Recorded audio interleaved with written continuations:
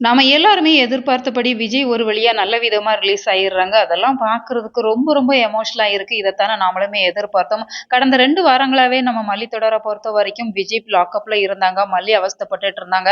இந்த story line எல்லாம் எப்பதான் முடிக்க போறாங்க? விஜய், மல்லி 2 பேரும் எப்ப இணைய போறாங்க? அந்த ஒரு தருணத்துக்காக தான் நாம எல்லாருமே எதிர்பார்த்து காத்திருந்தோம். இன்னைக்கான எபிசோட்ல விஜய் ரிலீஸ் ஆகுறாங்க அப்படிங்கிற ஒரு ஹாப்பி நியூஸ நம்ம கேட்க இருக்கிறோம், பார்க்க இருக்கிறோம் அப்படிங்கிறதால ரொம்பவே சந்தோஷமா இருக்கு.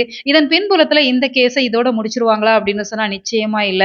ஏன்னா சுடரோட இறப்புக்கு பின்னாடி பல மர்மங்கள் மறைஞ்சிருக்கு அப்படிங்கிறது ரெகுலரா பார்த்துட்டு இருக்கிற நம்ம எல்லாருக்குமே தெரியதான் செய்யும். ஏன்னா இந்த சுடரை பொறுத்த வரைக்கும் அவங்களோட இறப்புக்கு யாரு காரணமா இருப்பாங்க, யாரு உண்மையான குற்றவாளி அப்படிங்கிறத இப்ப வரைக்குமே இந்த தீபிகா நெருங்கி இருக்கிறாங்களா அப்படின்னு சொன்னா சுத்தமா இல்ல. அவங்கள பொறுத்த வரைக்கும் மல்லி தான் அவங்களோட டார்கெட், அவங்க தான் அவங்களோட எதிரி அப்படிங்கிற மாதிரி அவங்கள பழி வாங்குற ஒரு நோக்கத்தோட மட்டும்தான் செயல்படுறாங்களே தவிர இந்த சுடரோட பின்புலத்துல யாரு இருக்கிறாங்க அப்படிங்கிறத இப்ப வரைக்குமே அவங்க கண்டுபிடிக்கல. ஆனா இனி அவங்க கண்டுபிடிச்சு தான் ஆகணும் என ஜட்ஜை பொறுத்த வரைக்கும் ஸ்ட்ராங்கா சொல்லிடுறாங்க. சுடரோட இறப்புக்கு யார் காரணம் அப்படிங்கிறத இன்னும் கொஞ்ச நாள்ல அவங்க கோர்ட்டுக்கு நிரூபிக்கணும் அப்படிங்கிற மாதிரி இப்ப தீபிகாவுக்கு கட்டளையிட்டுறாங்க அப்படிங்கறதால அடுத்து இந்த கேஸ் ஏற்காட்டை நோக்கி பயணம் போகுது அப்படிங்கிற மாதிரி தான் தெரியுது. ஏன்னா அப்கமிங்ல ஏற்காட்டுல விஜய், மல்லி, தீபிகா இருக்கிற மாதிரியான ஆஃப் ஸ்கிரீன் பிக்ஸ் எல்லாம் ஷேர் பண்ணி இருக்கிறாங்க.